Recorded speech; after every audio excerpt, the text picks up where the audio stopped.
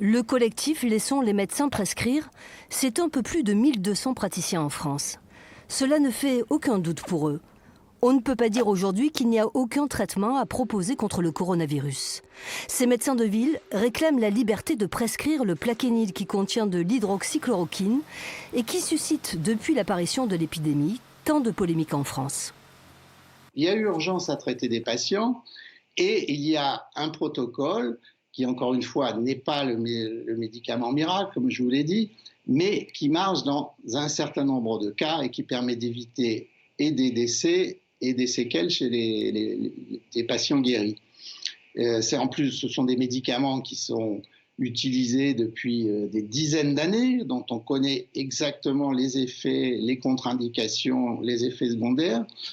Donc je ne vois pas pourquoi s'en priver. Même si on en trouve un meilleur après, ça fait 2 mois que ça dure et on égrène le nombre de morts tous les soirs. Voilà. Dans sa ville des Hautes-Pyrénées, le docteur Alain Batarec est à la retraite depuis 1 an et parle donc plus librement. Les médecins libéraux du collectif défendent le droit de soigner en leur âme et conscience avec le consentement des patients.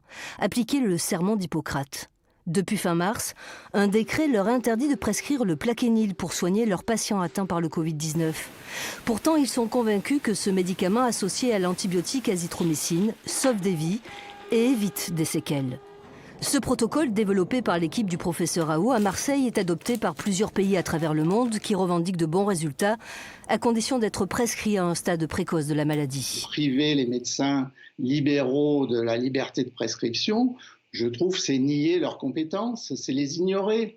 Alors on les a ignorés, les médecins libéraux, au début de l'épidémie, en disant « Oh là, surtout, il ne faut plus aller les voir, il faut appeler le 15 ».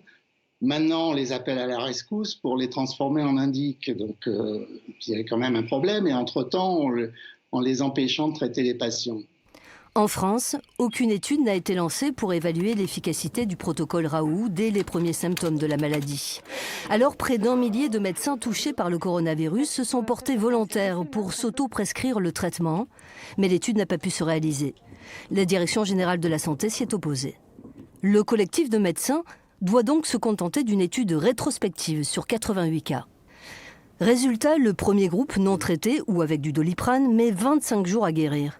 Le groupe soigné avec l'antibiotique seul, 12 jours. Et le groupe antibiotique plus hydroxychloroquine, 9 jours. Surtout, on voit qu'il y a moins de risques de complications à partir du moment où on agit très tôt sur la charge virale. Et voilà, ce qui est fort dommage, c'est qu'on a développé en France plein d'études cliniques et toutes sont en échec aujourd'hui, alors que très tôt, on aurait dû faire ces études de terrain. Il y a des enjeux de l'industrie pharmaceutique. On voit très bien, là, plus le temps avance, on s'aperçoit qu'il y a des molécules qui essayent d'être placées. On entend les gens de l'OMS dire aux gens, à la population, qu'on ne sait pas s'immuniser et que donc il va falloir avoir besoin de vaccins, alors que rien ne peut dire aujourd'hui, personne ne peut dire cela, hein. La courbe de l'épidémie décline en Occitanie. Faute de patients, l'étude Covidoc, lancée au CHU de Montpellier, vient d'être arrêtée.